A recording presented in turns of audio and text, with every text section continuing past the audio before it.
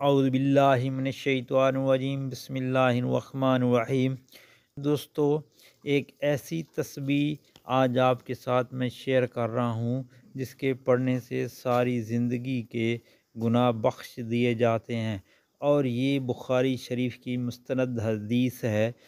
حضرت ابو ہریرہ رضی اللہ تعالیٰ عنہ سے روایت ہے کہ نبی پاک صلی اللہ علیہ وآلہ وسلم نے ارشاد فرمایا کہ جس شخص نے دن میں 100 مرتبہ سبحان اللہ و بحمدہ پڑھا، اس کے گناہ معاف کر دیے جاتے ہیں، اور وہ گناہ خاص سمندر کی جھاگ کے برابر ہی کیوں نہ ہوں۔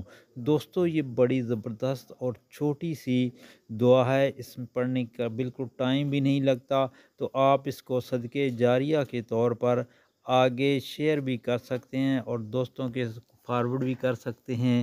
اللہ پاک آپ کو جزائے خیر دے گا، آمین یا رب العالمین۔